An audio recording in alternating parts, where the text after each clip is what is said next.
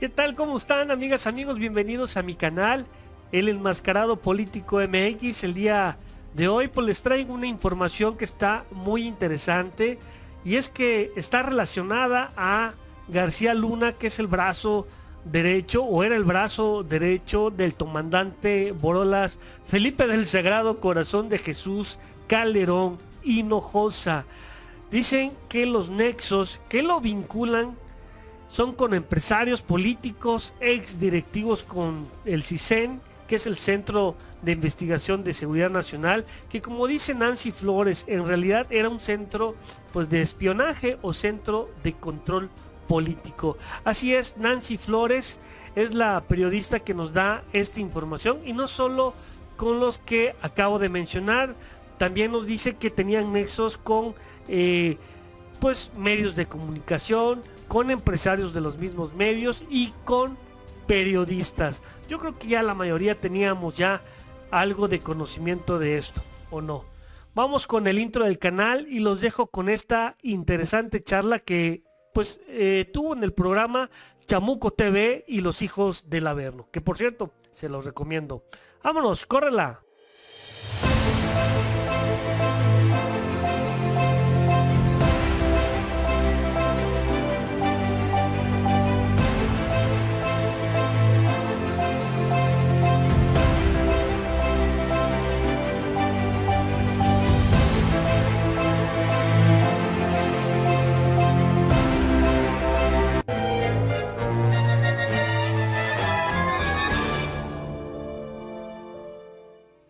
Huele, pero apeste. Yo creo que huele ¿Quién lo feo, mandó?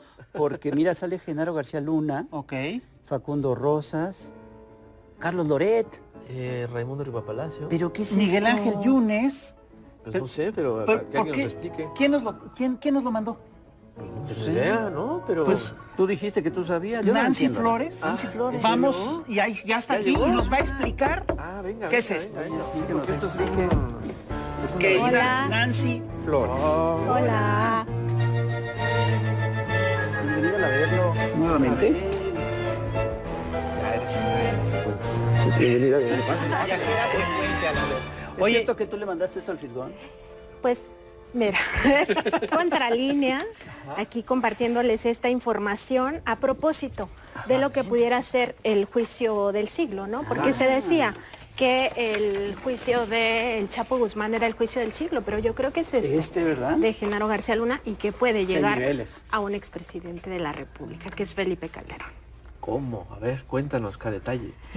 Bueno, aquí podemos ver, como ustedes bien decían, a Genaro García Luna, ex titular de la Secretaría de Seguridad Pública en el sexenio de Felipe Calderón, y además todos sus nexos con empresarios, con políticos, con exdirectivos del propio CISEN, el Centro de Investigación y Seguridad Nacional, que hay que recordar para la audiencia, pues era este centro de espionaje. En realidad no hacía seguridad nacional, sino que era un centro de control político. Y además está en sus nexos con medios de comunicación, con empresarios de medios de comunicación y con periodistas. De este tamaño es esta información que les oye, hemos una compartido. pregunta, eso explicaría, bueno, primero, una felicitación a ti, Sí. a Contralínea, por esta investigación, que es una cosa muy impresionante. A su director, Miguel A Vadillo. su director, Miguel Vadillo, que también está en esta investigación. Y una pregunta, ¿tú crees que estos posibles nexos con los de García Luna, con grupos de periodistas, explique, entre otras cosas, el hecho de que los grandes medios de nuestro país le hacen el vacío a esta información? ¿Cómo es posible que un periodista... Yo no creo. ¿Cómo es posible que un periodista como Carlos Loret, que se fija en los tenis, ¿Cómo es posible? en cuánto pueden costar unos tenis, de repente se quede callado ante el juicio de García Luna? Esta es una explicación y también forma parte de las investigaciones de las autoridades. O sea, no solo se investigó en Estados Unidos a García Luna y sus nexos financieros, sino también en México. Y por supuesto que los nexos financieros nos llevan a medios de comunicación y a periodistas. Y por supuesto que esto puede ser una explicación de por qué en México no es o no le dan la relevancia que en realidad tiene este juicio de Genaro García Luna. Oye, ¿y nos puedes dar una explicación así muy general de qué es lo que estamos viendo?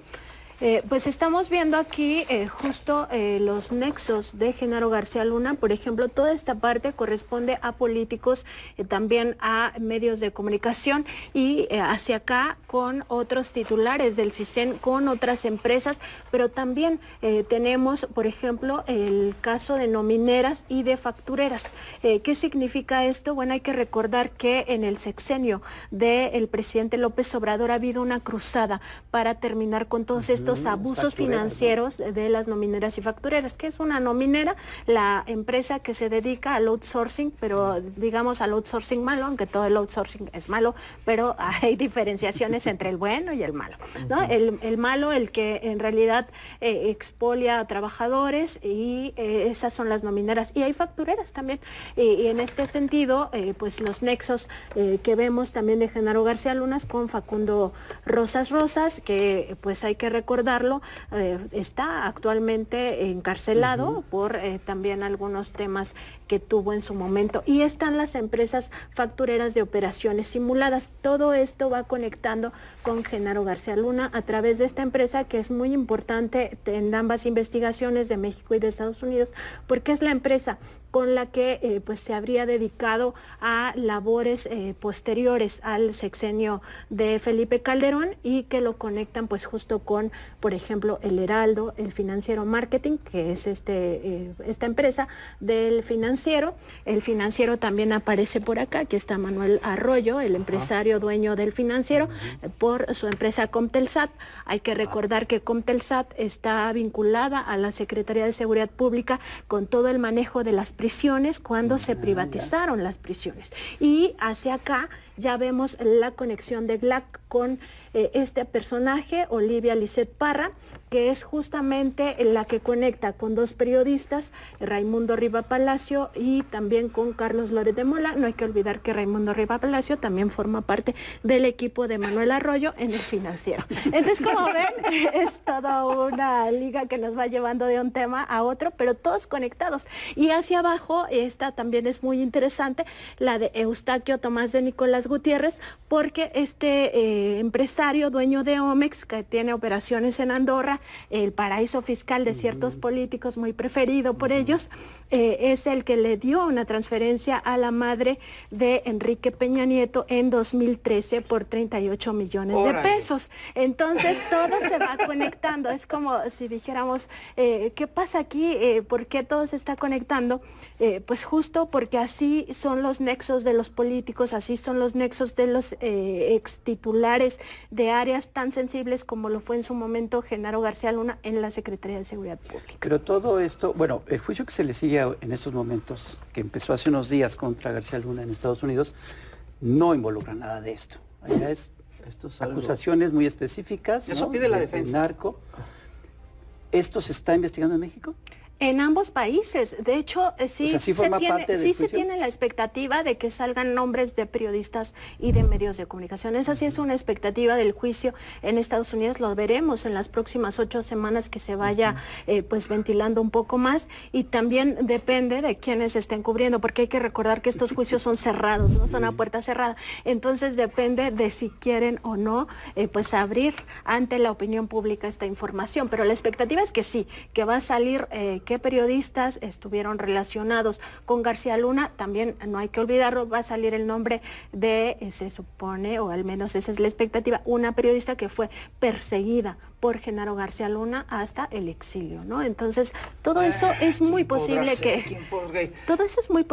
sí salga, pero bueno, hay que ver, como dice el presidente, qué sucede. Oye, aquí aparece también Miguel Ángel Mancera, el que fue jefe de gobierno de la Ciudad de México, y Miguel Ángel Yunes Linares, también un personaje bastante finísima persona. Aquí, ¿cuál es la relación con Genaro García Luna? Mira, en el caso de Miguel Ángel Mancera, cuando estaba en el gobierno de la Ciudad de México, el gobierno de la Ciudad de México hizo negocios con GLAC Security, que es esta empresa de Genaro García Luna, en asociación con Facundo Rosas y Rosas. Y Miguel Ángel Yunes tuvo relación directa, todo esto es relación económica con Genaro García Luna, y a su vez tiene relación con la Secretaría de Seguridad Pública de Veracruz, evidentemente, y también relación con esta persona que es operadora de Black Security y también que estuvo en la Secretaría, sí, exactamente, en la Secretaría de Seguridad Pública.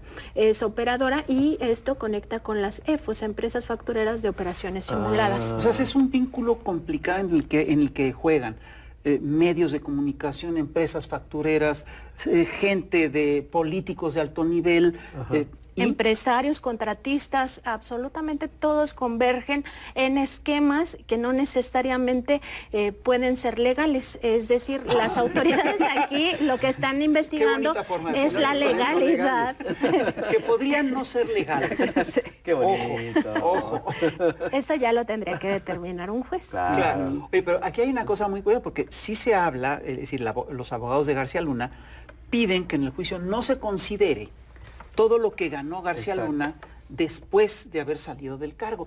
Pero esto es un poquito absurdo, porque no es verdad que los pagos de favores se hacen sobre todo después de que ejerció el cargo una persona. Sí, el grueso, o lo que hemos visto en algunos casos que ya se han ventilado, el grueso del pago de favores se da posterior a que dejan el cargo. Es decir, no hay que ir más lejos. En el caso de Felipe Calderón, pues él obtiene, digamos, la retribución directa de Iberdrola una vez que deja el cargo al asumir pues una dirección en esta empresa. Entonces sí es necesario que se investigue hacia adelante, porque muchas empresas en realidad empiezan a pagar los favores después. Y en el caso de Felipe Calderón vamos a ver otro esquema donde justo el dinero empieza a fluir después, pero hasta 13 días después de que deja la presidencia de la República, empieza a fluir el dinero vía donativos a través de sus asociaciones civiles. Entonces es muy necesario que en el caso de Genaro García Luna se investigue qué pasó después, dónde están las conexiones financieras y también si estas tienen relación con todos los contratos que asignó en su momento, por ejemplo, en la privatización de las cárceles. Claro. Sí, por ejemplo, aquí tienes fechas 2019 y 2020, es decir, ya en este sexenio. Así es, esta investigación es cercana a nosotros, digamos a la época actual, y por supuesto que aquí es donde empieza a conectar con algunas empresas que fueron contratistas del gobierno y también con medios de comunicación y con periodistas. Esto es otra estafa maestra, ¿no? O sea, por lo visto es un cochinero espantoso, como bien dices, esto apesta. Sí, pues es un escándalo. Es un escándalo. Y lo que es increíble es que se le hace el vacío. Exactamente. Solo aquí en el Averno nos enteramos de estas porque cosas. ya tienen varios días con explicando todo esto en Contralínea, en vivo. Sí, le hemos dado, digamos, espacio a esta explicación también para que la gente pues vaya conociendo de qué se trata este juicio, más allá de lo que nos empiecen a decir en torno a los siguientes días. Híjole, pues esto está que arde. Pero nos tenemos que ir a un corte comercial, no sin antes escuchar y ver al trovador transgénero. Así que no se lo pierda y ahorita regresamos. No se vaya.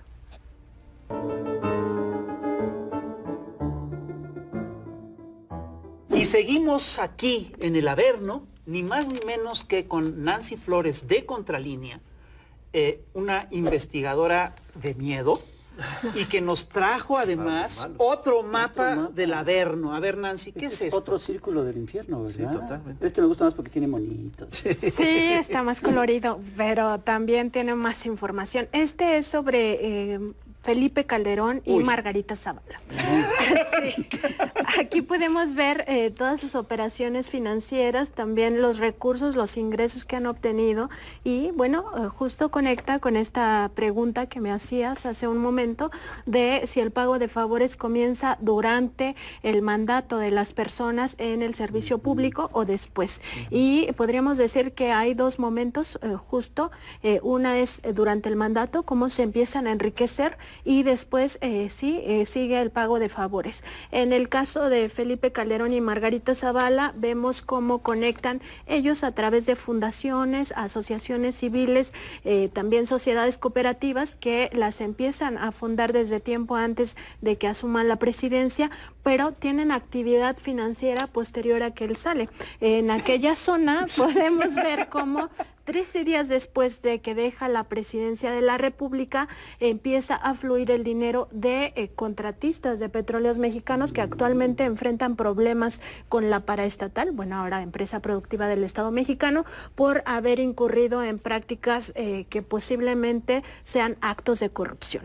Y son donatarias que en 2013 empiezan a financiar a una de las asociaciones civiles de Felipe Calderón. Aquí, por ejemplo, podemos ver también a Libertad y Responsabilidad Democrática, sí, AC, que es justo la que impulsaron para que se convirtiera en partido político, la impulsa tanto Margarita Zavala como Felipe Calderón, se iba a llamar México Libre, pero determina línea, entre otras cosas, porque ya sabemos que juntaron firmas de personas que no existían, etcétera, pero entre otras cosas determina que 8.18% del financiamiento a esta AC no se podía conocer el origen, es decir, podrían ser operaciones con recursos de procedencia ilícita, conocido pues popularmente como lavado de dinero. Claro. Es parte de todo el entramado. Lorenzo y Ciro Murayama dijeran que estaba muy mal, ya es porque de veras, ¿no?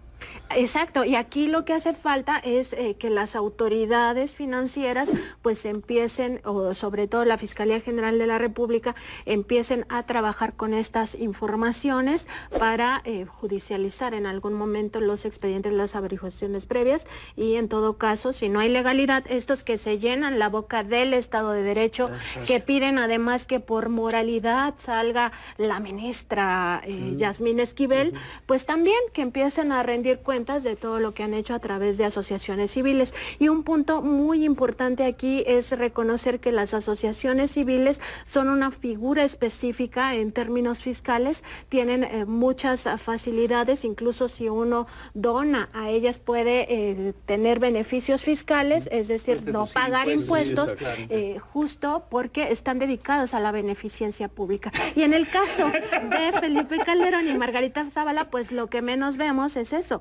Ellos se enriquecieron a sí mismos con estas asociaciones civiles, fundaciones y también sociedades cooperativas. Eso es lo que podemos revisar de todo esto. Una pregunta, entonces, a ver si en síntesis, lo que me estás diciendo es que Felipe Calderón y Margarita Zavala fundaron toda una serie de asociaciones que empezaron a recibir grandes donativos de gente que había tenido contratos durante el sexenio de Felipe Calderón, ¿no? Poco después de que Calderón saliera de la presidencia de la República. Y pues sí es un poquito sospechoso, ¿no? Una parte de los donativos sí proviene de contratistas del gobierno, otra parte proviene incluso de sindicatos. Hay un sindicato que le hace... transportistas, ¿no? Exactamente, un sindicato de transportistas de la República Mexicana que le hace un préstamo que jamás paga Felipe Calderón Hinojosa. También hay otras empresas... ¿De cuánto es el préstamo? Ahí está. 4.757.958.85. Oye, pero a ver, Felipe Calderón, después de salir de la presidencia, obtiene ingresos entre el 2012 y el 2017, si mal no recuerdo, de 87.6 millones de pesos. Sí, todos los ingresos los podemos ver aquí justamente. Aquí está Felipe Calderón Hinojosa, su información fiscal de 2013 a 2017, 87.602.146 pesos. Esos son los ingresos totales que reportó fiscalmente. No es todos los ingresos porque hay que pues recordarle también a la audiencia que una parte se documenta ante las autoridades fiscales porque es la que tiene rastro, la que se maneja a través de cuentas bancarias, pero hay otra parte que maneja las personas en efectivo y todo eso no se declara ante las autoridades hacendarias y de eso pues sí que no hay registro. Esto solo es lo que se puede rastrear a través de sus cuentas bancarias. Ustedes documentaron también manejos de pagos con tarjetas de crédito con montos altísimos, ¿no? Es algo que nos ha llamado mucho la atención. Aquí lo tenemos, justamente es esta línea línea de sus consumos con tarjetas de crédito y tenemos 17 consumos por 17,371,938 pesos. Eso pues evidentemente, ¿quién tiene una tarjeta para gastarse 17 millones de pesos? O sea, es digamos, un dato que también nos llamó la atención de toda esta documentación. Y como decíamos también, se trata solo de lo que está en sistema financiero, lo que se mueve en efectivo, de eso sí no hay rastro. Porque todas estas son varias asociaciones que fundaron Calderón y Zavala y recibieron donaciones millonarias, muchas donaciones millonarias. ¿Qué actividades presentan ellos? ¿Con qué justifican todas estas donaciones? No solamente donaciones millonarias, sino donaciones millonarias de empresas que tuvieron contratos en su sexenio y que ahora tienen problemas con el SAT, dijo. Pero ¿hay manera de justificar eso? ¿A qué se dedican esas asociaciones? Pues justo por eso sería importante que las autoridades en su momento, si es que encuentran pues datos alarmantes o preocupantes o relevantes, como lo llama la autoridad, pues judicializara o presentara una denuncia y en su caso se terminara judicializando esto para que personajes como Felipe Calderón y Margarita Zavala, que insiste en ser presidenta de la República y por tanto nos debe una explicación de su riqueza, pues puedan brindar ante la sociedad pues de qué se trata todo esto, ¿no? Pero por lo pronto sí decir, las asociaciones civiles tienen una función específica que no es política, que debe de ser altruista, que debe ser en beneficio de la sociedad y en este caso no podemos periodísticamente advertir que a eso se dedicaban estas organizaciones civiles que han creado tanto Margarita Zavala en lo individual como Felipe Calderón en lo individual o ellos dos como pareja y pues de las cuales tenemos estos datos duros que nos demuestran han sido utilizadas políticamente. Una pregunta te tengo que hacer. ¿Por qué esto no es un escándalo mayor? Pues yo creo que eso se lo tendríamos que preguntar a otros periodistas, a otros medios de comunicación. Me parece que si tenemos a un expresidente de la República que le hizo tanto daño al país, que tuvo como mano derecha a Genaro García Luna, que ahora lo vemos en este juicio por sus nexos o presuntos nexos con el cártel de Sinaloa, que además bañó de sangre a México, que causó tanta desgracia, no solo con vidas que pues lamentablemente se perdieron en su sexenio y a partir de porque la ola de violencia pues nos quedó y a la fecha podemos ver lo difícil que es buscar un camino de paz, también los desaparecidos por el propio Estado mexicano, las personas desplazadas de sus lugares por violencia, todo el daño económico, no hay que olvidar todo lo que significó el Bicentenario para nuestro país, un saqueo brutal de los recursos públicos, la barda de la supuesta refinería Bicentenario, la Suavicrema, en fin, todo esto es un personaje que nos hizo tanto daño como país, pues no entiendo por qué a otros periodistas no les parece importante retomar esta información. Porque eso es hablar del pasado. Ah, claro, ¿cómo? Es que siempre nos dicen eso, no hay que mirar al pasado, ya eso pues no importa, y no es cierto. En sociología y en antropología y en las ciencias sociales es muy importante conocer nuestro pasado para explicar nuestro presente. Es falso cuando nos dicen no hay que ver hacia el pasado, eso ya aburre, eso es drama, eso no tiene nada que ver con lo actual. No, todo nos va explicando por qué tenemos este presente, por qué es tan difícil salir de la ola de violencia. Pero uno de los personajes que dice eso es precisamente el presidente de la República. Tú acabas de estar en la mañanera y bueno, López Obrador ya dice que queda claro que él no va, que él está conforme con la estigmatización, ¿no? de la corrupción y la estigmatización del personaje Felipe yo creo Calderón. que en esta respuesta que me da hay un punto clave. Él me dice, yo presenté 2 denuncias contra expresidentes de la República por actos de corrupción y el Poder Judicial las archivó. Ahí es una clave muy importante, el Poder Judicial. El Poder Judicial está corrompido y nadie ha hecho una reforma. Arturo Saldívar no pudo y yo no tengo mucha expectativa de la ministra Piña realmente. Claro, porque el problema es ese. El problema es que hay que hacer una reforma de fondo del Poder Judicial. Perdón. No, perdón. No, lamentablemente la guillotina del tiempo nos está diciendo que tenemos que cambiarnos a la pantallita del YouTube, del Plus de YouTube. Así que no te vayas, Nancy Flores. Muchas gracias por estar aquí con nosotros. Y vaya información. Nos vamos a la otra pantallita. Así que no se vaya, cuídense mucho y nos vemos a la próxima. Adiós. Bye. Ay, by the way, tenemos revista. Fantástico.